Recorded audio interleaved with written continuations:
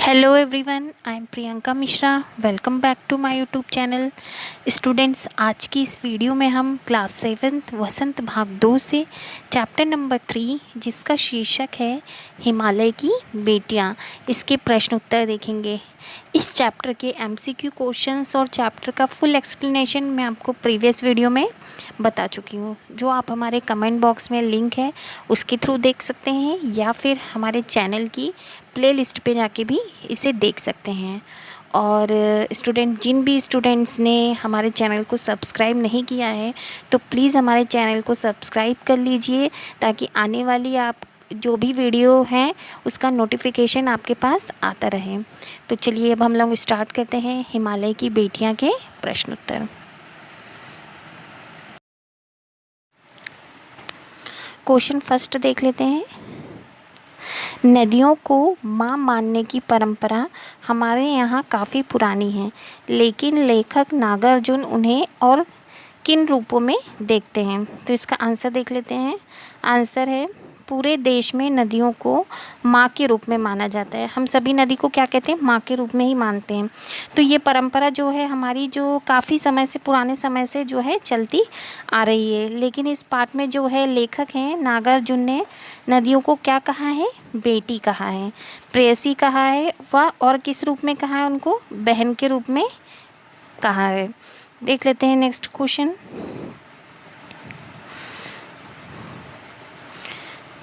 Next question है, सिंधु और ब्रह्मपुत्र की क्या विशेषताएं बताई गई हैं? इसका आंसर देख लेते हैं। तो इस पाठ में लेखक ने सिंधु और ब्रह्मपुत्र को दो महानदियों के रूप में बताया है। तो इन दो नदियों का जो नाम है, सुनते ही हिमालय से निकलने वाली छोटी बड़ी नदियों की तस्वीर क्या होती है? आँखों के सामने जो है आने लगती हैं। जो भी इन नदियों से छोटी बड़ी, जो भी जितनी भी नदियाँ हैं, सबके हमारे मन में जो है विचार आने लगते हैं। तो ये दोनों जो महान नदियाँ हैं वो हिमालय से क्या होती हैं? पिघले, हिमालय के जो है पिघले दिल से निकले एक एक बूंद से बनी हुई होती है। ये समुद्र कितना सौभाग्यशाली है, इसे हिमालय की इन दो बेटियों का हाथ पकड़ने का श्रेय मिला है। मतलब यहाँ से निकलने का उन्हें सौभाग्य प्राप्त हुआ है, हिमालय को। नेक्स्ट क्वेश्चन देख लेते हैं। नेक्स्ट क्वेश्चन है, काका कालेलकर ने नदियों को लोकमाता क्यों कहा है? इसका आंसर देख लेते हैं।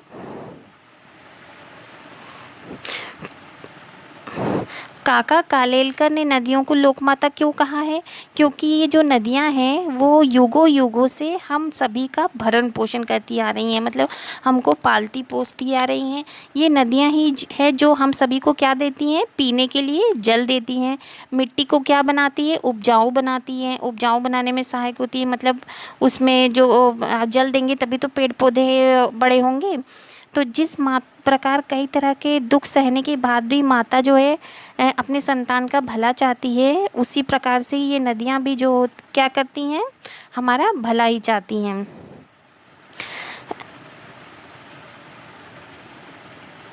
हम मानव द्वारा जो भी हम दूषित करते हैं उस जल को, वो कितना उसमें गंदगी डालते हैं। हम नदियों में जा के फूल डाल देते हैं, पन्नी डाल देते हैं, पत्तियाँ डाल देते हैं, बहुत कुछ गंदगी डाल देते हैं। फिर भी वो क्या करती हैं? जगत का सिर्फ कल्याण करना ही सोचती हैं। नेक्स्ट क्वेश्चन देख लेते हैं। नेक्स्ट क्वेश्चन है, हिमालय की यात्रा में लेखक ने किन किन की प्रशंसा की है? तो देख लेते हैं इसका आंसर। हिमालय की यात्रा में लेखक ने वहाँ पर उपस्थित नदियों की, पर्वतों की, बर्फ़ से ढकी हुई पहाड़ियों की, हरी भरी घाटियों की, महासागरों की प्रशंसा की है। साथ ही लेखक ने देवदार, चीड़, सरो, चिनार, सफ़ेदा, केल की भी प्रशंसा की है। देख लेते हैं नेक्स्ट क्वेश्चन। नेक्स्ट क्वेश्चन है, नदियों और हिमालय पर अनेक कवियों ने कविताएं लिखी हैं, तो उन कविताओं का चयन कर उनकी तुलना पाठ में निहित नदियों के वर्णन से कीजिए। तो ये इसका आंसर जो है आप स्वयं ही अपनी पुस्तक से देख के कर सकते हैं। नेक्स्ट क्वेश्चन देख लेते हैं। नेक्स्ट क्वेश्चन है, गोपाल सिंह नेपाली की कविता हिमालय और हम और रामधारी सिंह दिनकर की कविता हिमालय तथा जयशंकर प्रसाद की कविता हिमालय के आंगन में पढ़िए और उनकी तुलना कीजिए। ये आपको सब कविताएं पढ़नी पड़ेगी, उसके बाद आपको जो निष्कर्ष निकलता है आप उसकी तुलना करिए। तो इसका आंसर भी आपको स्वयं ही करना पड़ेगा। नेक्स्ट क्वेश्चन देखते हैं। नेक्स्ट क्वेश्चन है, यह लेख 1947 में लिखा गया था, तब से हिमालय से निकलने वाली नदियों में क्या क्या बदलाव आए हैं।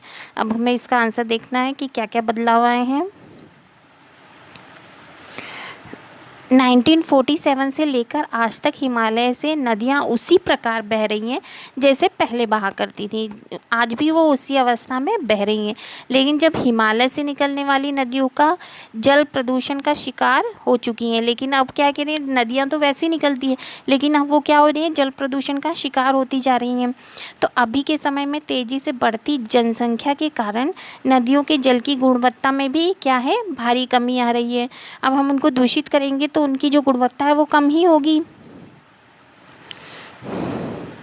तो सभी जगहों पर क्या हो रहा है, लगातार प्रदूषण बढ़ता जा रहा है। जगह जगह बांध बनाने के कारण क्या हो रहा है, जल प्रवाह में भी कमी हो गई है और मानव के हित में लिए सही जो कार्य, ये जो बांध बना के जल प्रवाह में कमी होती जा रही है, तो ये मानव के जो हित के लिए, मतलब उनकी अच्छाई के लिए वो क्या है, उनके हित में नहीं है ये सब। तो गंगा जल की जो पवित्रता है वो भी क्या होती जा रही है, समाप्त होती जा रही है। नेक्स्ट क्वेश्चन देख लेते हैं। अपने संस्कृत शिक्षक से पूछिए कि कालिदास ने हिमालय को देवात्मा क्यों कहा है।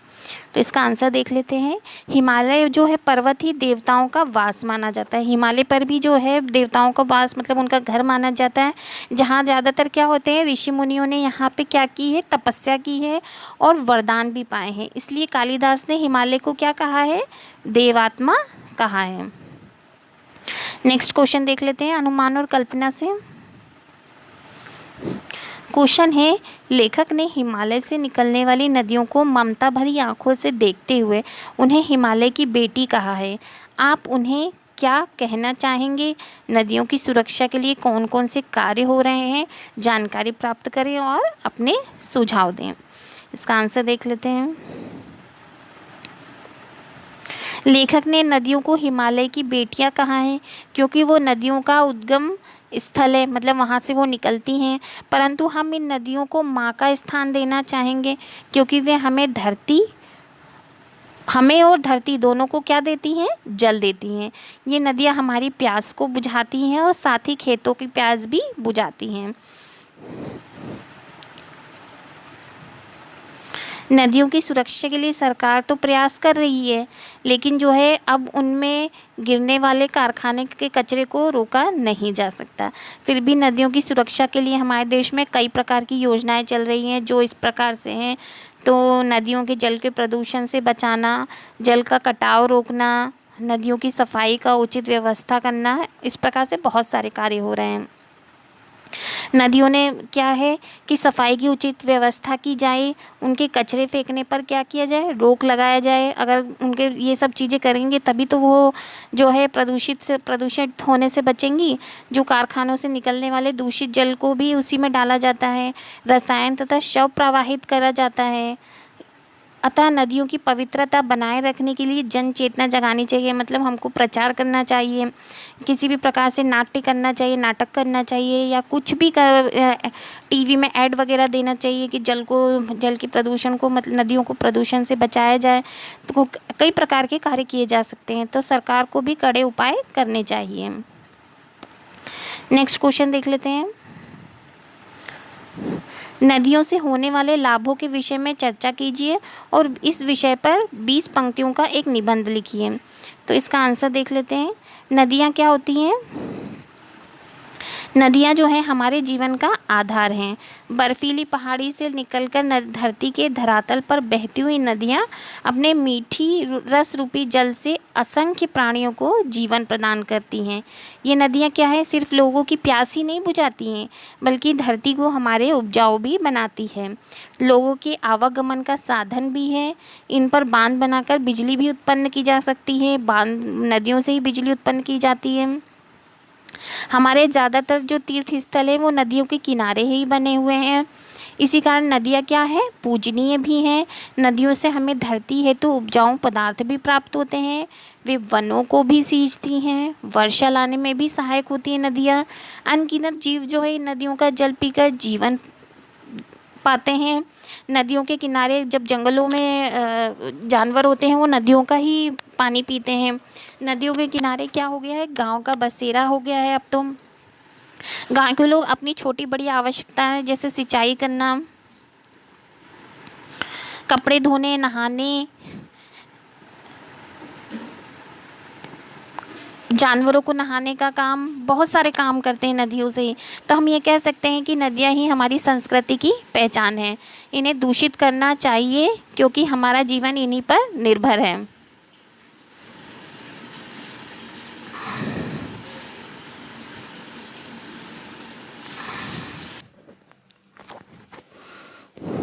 भाषा की बात से देख लेते हैं नेक्स्ट क्वेश्चन। अपनी बात कहते हुए लेखक ने अनेक समानताएं प्रस्तुत की हैं। ऐसी तुलना में से अर्थ अधिक स्पष्ट एवं सुंदर बन जाता है। उदाहरण क्या होगा देख लेते हैं। का क्या है, संभ्रांत महिला की भांति वे प्रतीत होती थी। नेक्स्ट देख लेते हैं क्या है। माँ और दादी मौसी मामी की गोद की तरह उनकी धारा में डुबकियाँ लगाया करती। तो अन्य पाठों में से ऐसे 5 तुलनात्मक प्रयोग निकालकर कक्षा में सुनाइए और इन सुंदर प्रयोगों को कॉपी में भी लिखना है। तो इसका आंसर देख लेते हैं क्या क्या हो सकता है।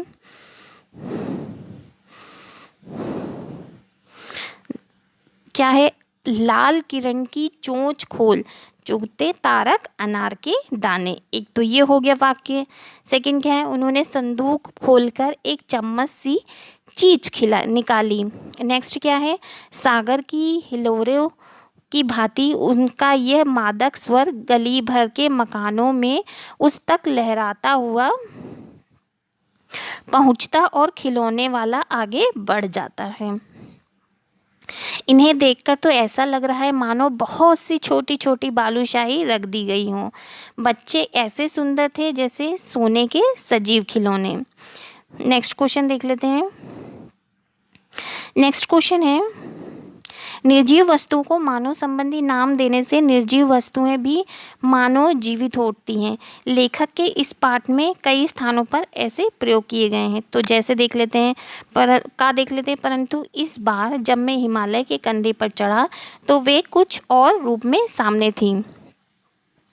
जिन भी स्टूडेंट्स ने हमारे टेलीग्राम चैनल को ज्वाइन नहीं किया है तो प्लीज़ हमारे टेलीग्राम को ज्वाइन करिए। वहाँ पे आपको सभी सब्जेक्ट की PDF मिलेंगी, तो ज्वाइन करना ना भूलिए टेलीग्राम चैनल, जिसका लिंक आपको हमारे कमेंट के डिस्क्रिप्शन बॉक्स में मिल जाएगा।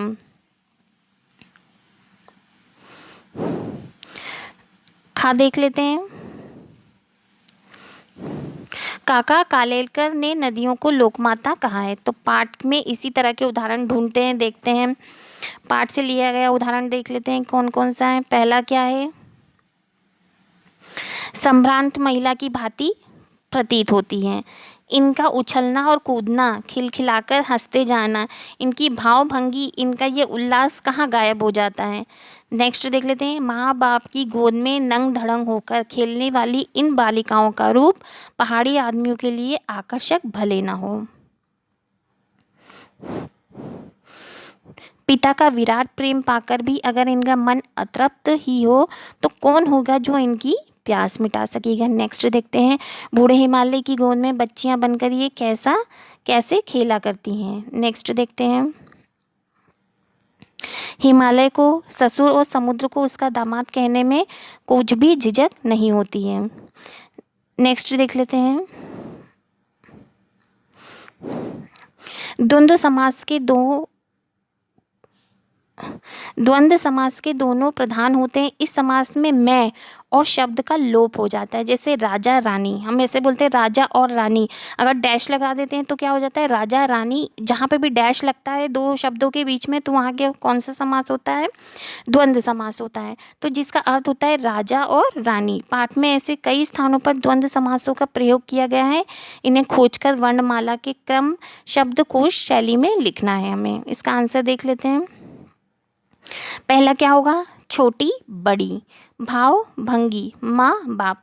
इसके अलावा भी कुछ होंगे तो आप लिख सकते हैं। नेक्स्ट क्वेश्चन देखते हैं। नेक्स्ट क्वेश्चन है, समय के साथ भाषा बदलती है, शब्द बदलते हैं और उनके रूप भी बदलते हैं। जैसे बेतवा नदी के नाम का दूसरा रूप क्या हो गया, वैत्रवती। तो नीचे दिए गए शब्दों में से ढूंढकर इन नामों के अन्य रूप लिखने हैं। तो कौन कौन से नाम हैं देख लेते हैं कि किन के रूप में लिखने हैं। सतलज, रोपण, झेलम, चिनाब, अजमेर, बनारस,